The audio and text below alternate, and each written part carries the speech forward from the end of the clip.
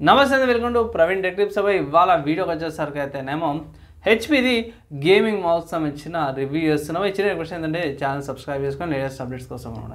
So ఇక్కడ మీరు చూసుకుంటే ఇది హెచ్పి వాళ్ళది గేమింగ్ మౌస్ అనమాట. సో ఈ మౌస్ వచ్చేసరికి ప్రైస్ మాత్రం జర తక్కువనే ఉంది బై. నాకు మాత్రం 300 రూపీస్కి ఆఫ్లైన్లో దొరికిపోయింది.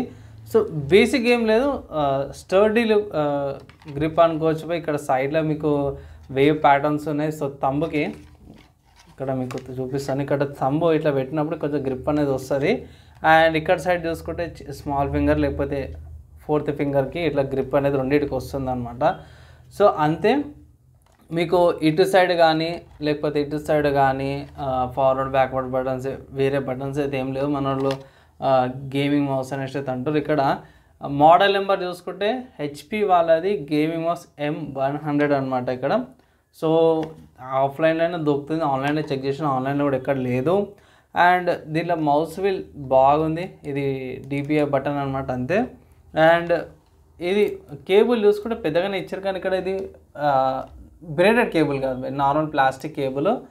అండ్ USB పోర్ట్ చూసుకుంటే ఇక్కడ మీకు రెండు సైడ్ల ఫ్రంట్ అండ్ బ్యాక్ రెండు సైడ్లో కూడా హెచ్పి బ్రాండింగ్ అనిపిస్తుంది. అండ్ ఇక్కడ ఏదైతే ఏమంటారు ప్లాస్టిక్ ఏదైతే ఉందో కొంచెం ఎక్కువనే ఇచ్చారు అనమాట. అండ్ ఇక్కడ టిప్ చూసుకుంటే గోల్డ్ కోటెడ్ కాదు, నార్మల్ USB టిప్. అదొకటి డ్రాబ్యాక్ అనమాట. నేను యూజ్ చేసిన ఈ మౌస్ ఏదైతే ఉందో అంతగా పర్ఫెక్ట్గా ఏం చేస్తలేదు, కొంచెం హెవీగా అయితే కనిపిస్తుంది. చాలా మటుకు గేమింగ్ మౌస్ అంటారు కానీ గేమింగ్ మౌస్ ఏం లేదు. ఇది ఒక డ్రాబ్యాక్ అనుకోవచ్చు. అండ్ ఇక్కడ మెయిన్ ఏంటంటే గేమింగ్ మౌస్లో లైట్ RGBలు అవన్నీ చెప్పేసుకొని ఇక్కడ ఒక స్ట్రైప్ వైట్ కలర్ది ఇక్కడ ఈ డిజైన్ కనిపిస్తుంది కదా. సో ఇక్కడ మీకు లైట్ డిజైన్ అదొకటి వస్తుంది తప్పించి మిగతాది పెద్దగా ఇంటిగ్రేట్ చేసినట్టయితే ఏమనిపించదు మీకైతే. ఆ లైట్ ఒకటే మీకు RGB లాగా కనిపిస్తుంది, అది కూడా కంట్రోల్ చేయడానికి రాదు, ఆటోమేటిక్గా చేంజ్ అవుతుంటే అదొకటి తప్పించి దీంట్లో పెద్దగా ఏం లేదు. సో ఈ మౌస్ గేమింగ్ అంటే మీరు స్కిప్ చేయొచ్చు బై, కంపల్సరీ ఇదే మౌస్ కొనుక్కోవాల్సిన అవసరం లేదు. సో ప్రీవియస్గా నేను గేమింగ్ మౌస్ని మీకు చూపించినాను, ట్రాన్స్ఫార్మర్స్ది కానీ లేకపోతే జెబ్రానిక్స్ వాళ్ళ ట్రాన్స్ఫార్మర్స్, ANSI స్పోర్ట్స్ వాళ్ళ GM50, తర్వాత ANSI స్పోర్ట్స్ అది 200 సిరీస్ మౌసెస్ కూడా చూపించినాను. ఆ మౌస్ల కంటే ఇది ఇంకా ఘోరము.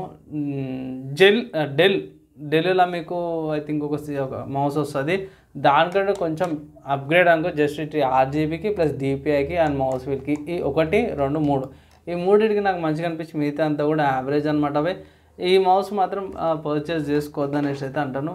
ఎక్స్పీరియన్స్ అంతగా లేదు, కొంచెం వెయిట్ కూడా ఎక్కువ అనిపించింది నాకైతే. సో ఓవరాల్గా ఒక 5-6 నెలల యూజ్ తర్వాత ఒకటి ఏంటంటే ఈ మౌస్ అయితే మీరు స్కిప్ చేయొచ్చు, గేమింగ్కి అయితే కాదు ఇది అనేసి అయితే నేను అనుకుంటున్నాను. జస్ట్ ఏంటంటే బ్రాండింగ్ కోసం అన్నట్టు అయితే అనిపించింది నాకైతే. మీరేమనుకుంటారు బై, మౌస్ యూజ్ చేసిరా లేదా? మీ ఒపీనియన్ కింద కామెంట్ చేయండి. ఈ వీడియోకి అయితే ఇంత బై, నెక్స్ట్ అలా కలుసుకుందాం.